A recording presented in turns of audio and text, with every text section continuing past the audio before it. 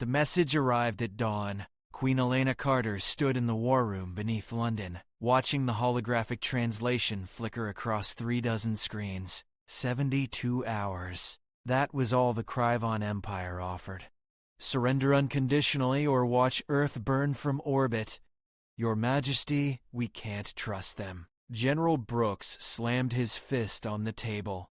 This is a trick. Elena studied the secondary intelligence report her spy master had slipped her 20 minutes earlier, the report her council didn't know about yet. Emperor Jakir didn't want Earth's ashes. He wanted legitimacy. The Kryvon expansion had been too rapid, too bloody. His own noble houses questioned his right to rule. But a marriage to Earth's queen, a political union that absorbed humanity peacefully, that would cement his legacy. He wants to marry me, Elena said quietly. The room fell silent.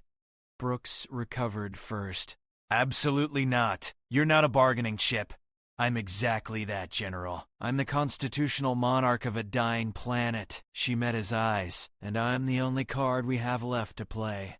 6 hours later, she transmitted her acceptance. The Kryvon response came within minutes. The ceremony would take place aboard Emperor Jakir's flagship, the Endless Horizon. She would come alone, unarmed, as a gesture of trust.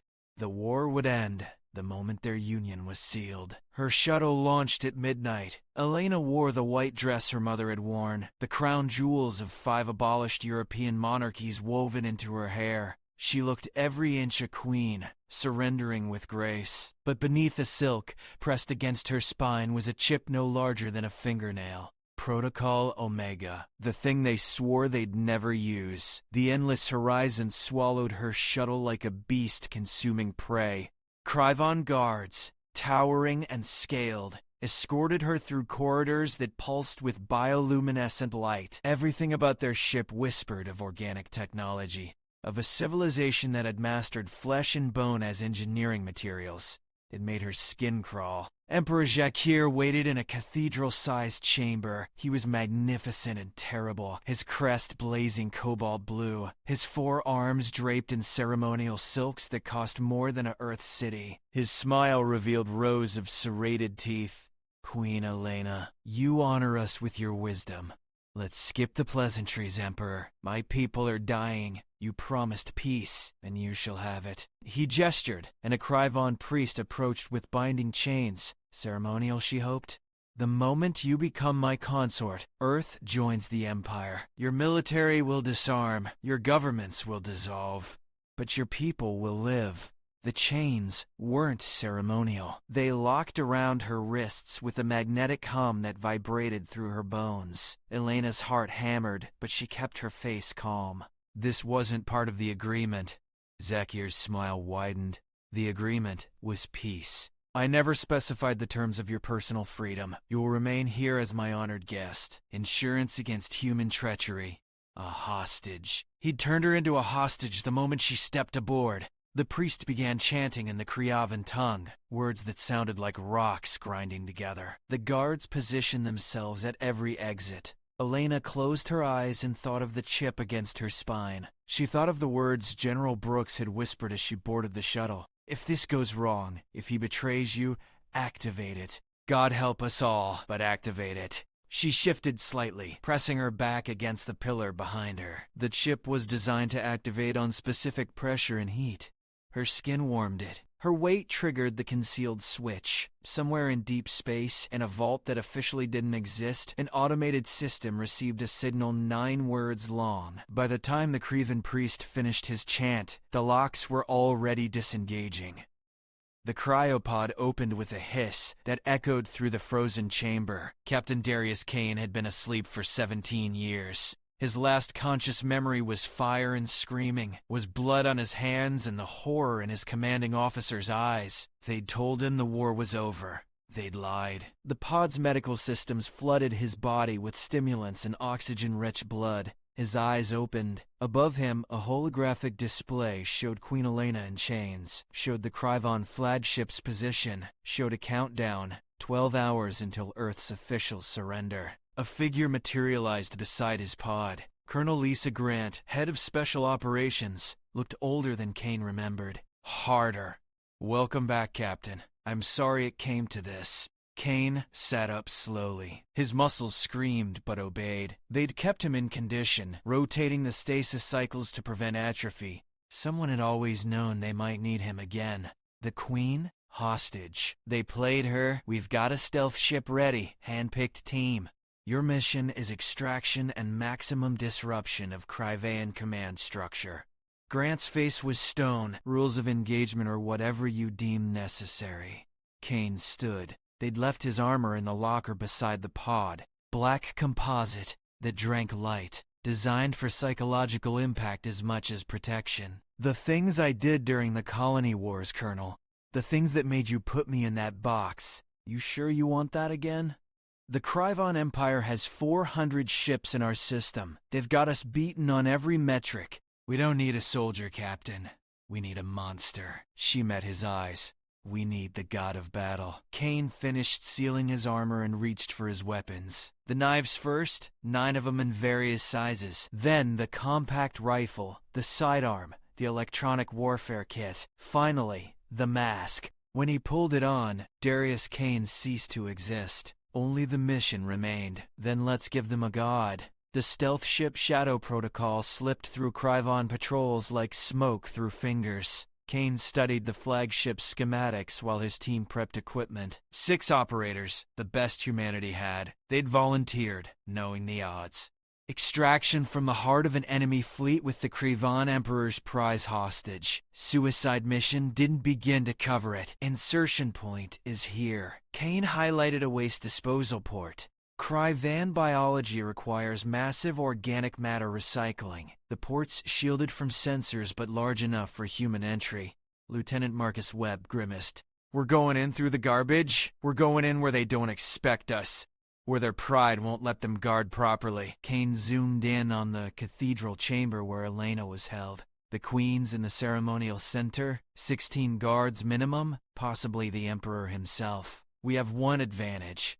What's that, sir? They've never fought humans who weren't playing by human rules. They inserted at 0200 ship time. The wasport was exactly as disgusting as expected, but it dumped them into a maintenance corridor far from guard rotations. Kane moved through the organic architecture like a ghost, his team spreading out in precise formation. The Kryvon Empire's greatest weakness was their arrogance. They'd conquered 40 species in 3 centuries. They assumed humanity would break like all the others.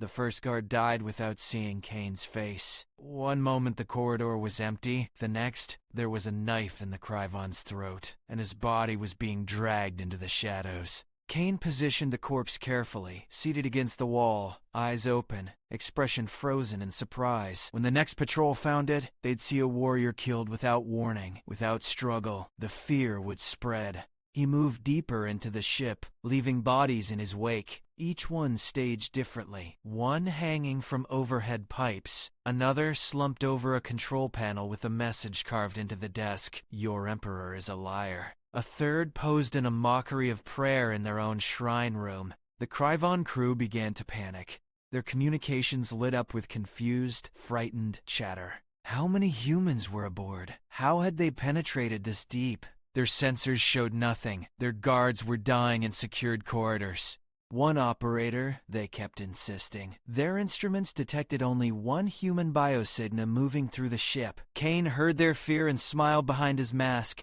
One was all it took. He reached the command level and finally encountered resistance that mattered. Elite Royal Guard, the Emperor's personal protectors. Armored in living metal that flowed like mercury. They filled the corridor, weapons charged, confident in their numbers. Kane triggered his electronic warfare suite. The lights died. Emergency bioluminescence kicked in, bathing everything in sickly green. In that moment of adjustment, he moved. The first guard lost his weapon arm. The second took a blade through the eye slit. Kane flowed between them like water, using their size against them, staying inside their reach where their weapons couldn't track him. He'd fought Crivean before, during the border skirmishes. He knew their weaknesses. Knew they relied on strength and technology, not adaptability. The last guard standing raised his weapon but hesitated. Kane could see it in his body language, see the fear. This human moved wrong, fought wrong, killed wrong.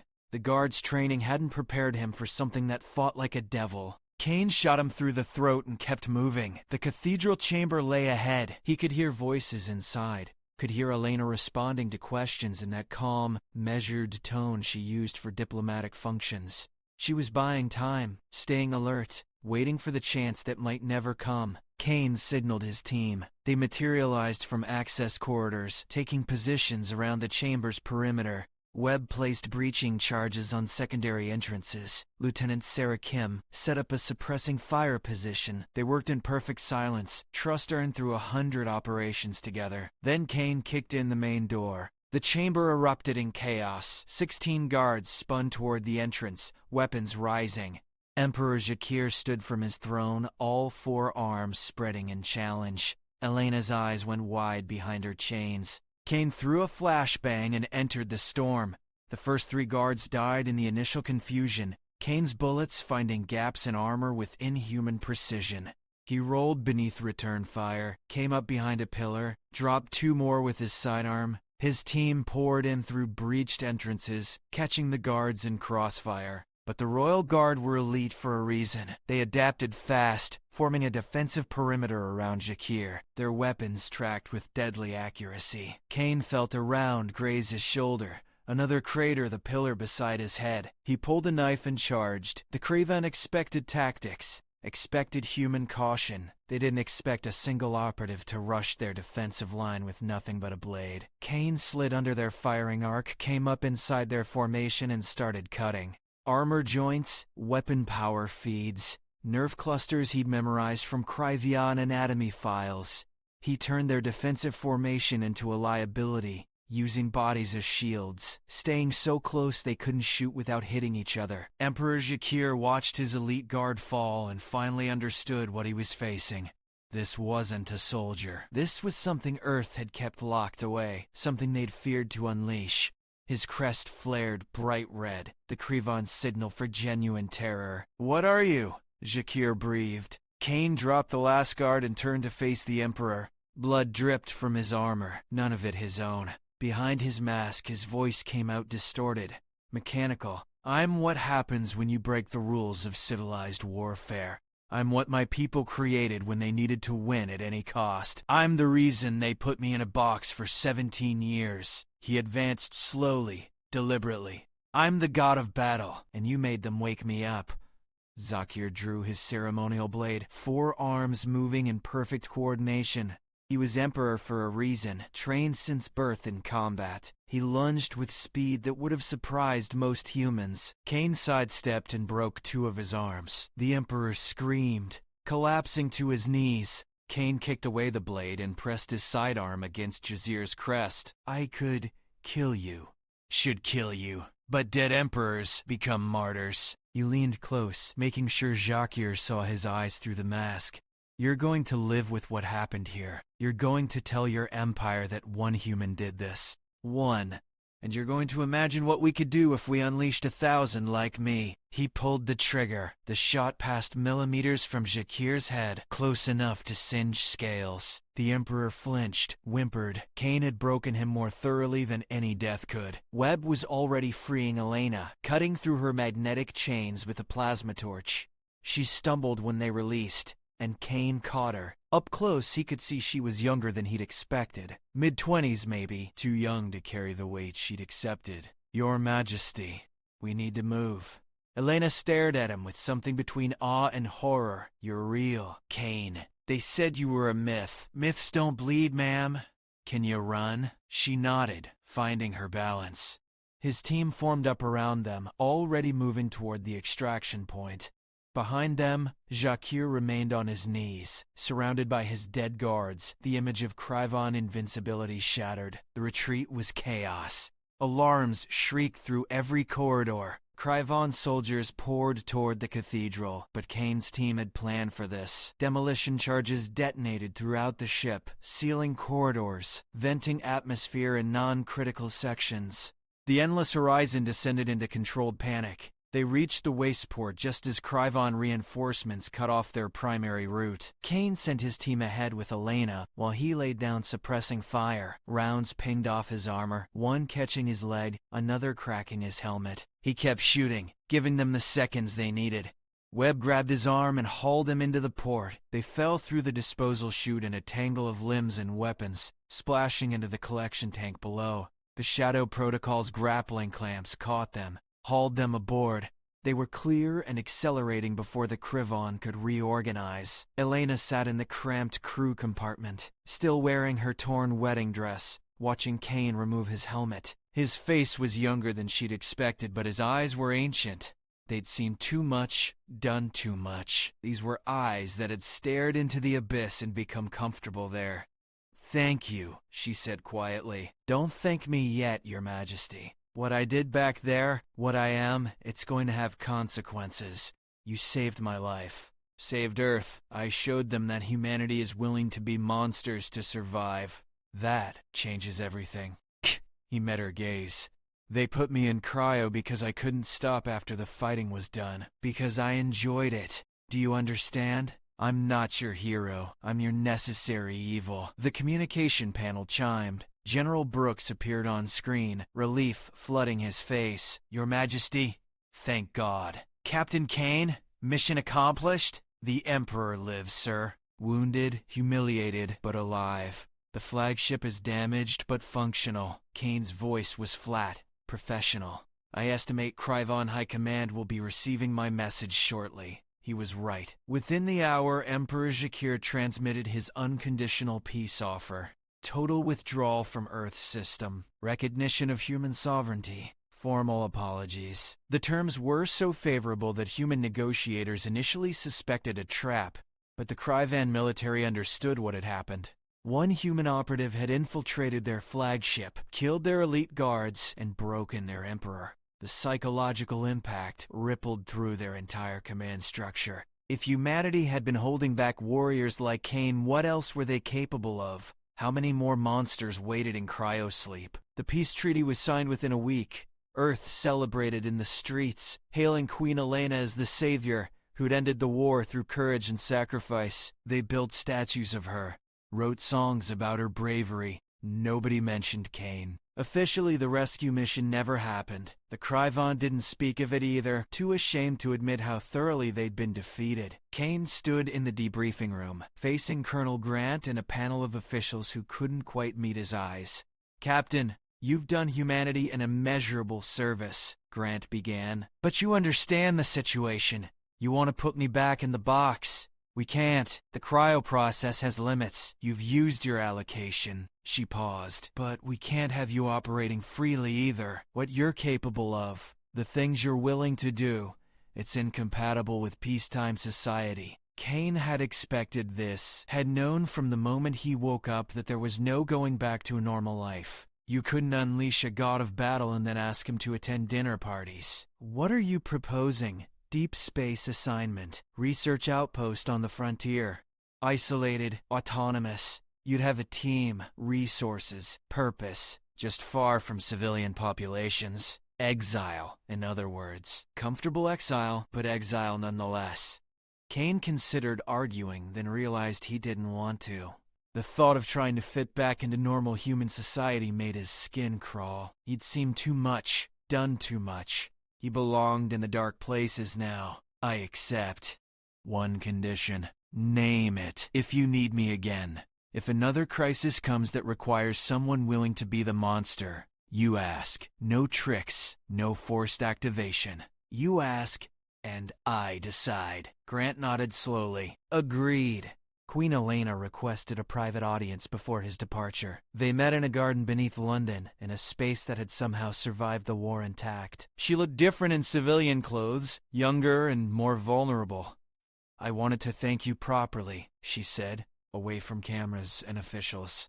"You're welcome, Your Majesty, though I'm not sure I deserve thanks for being what I am. You saved millions of lives. That deserves recognition, regardless of your methods." She stepped closer. "But I also wanted to apologize. I unleashed you. I pressed that button knowing what it would do. what it would cost you. Cain smiled, a real smile this time. You made the hard choice. The choice a real leader makes. You didn't sacrifice others to save yourself.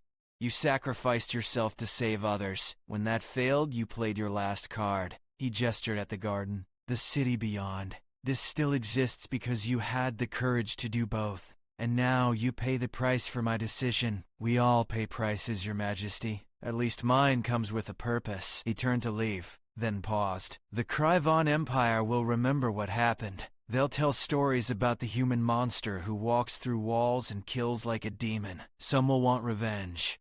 Most will want to make sure it never happens again. Is that a warning? It's a promise. You bought Earth time and space to rebuild. Use it well, because eventually someone will test us again. And next time, I might not be enough. He left her standing in the garden, a queen who'd ended a war and unleashed forces she couldn't control.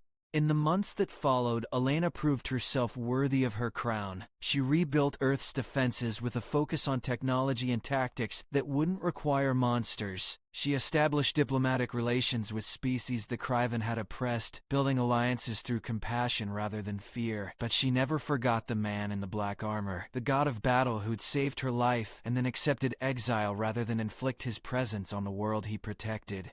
Sometimes, late at night, she wondered if she'd made the right choice, if there had been another way.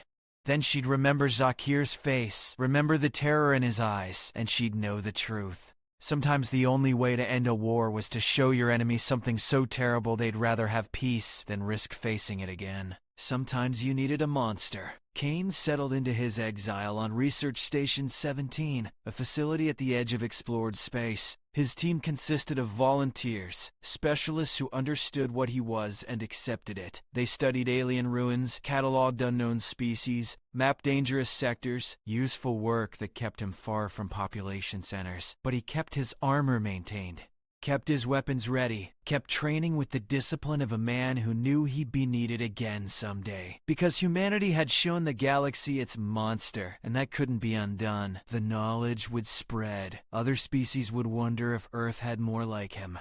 Some would test that hypothesis. And when they did, Darius Cain would be ready. The god of battle might be exiled, but he was never truly asleep. Not anymore.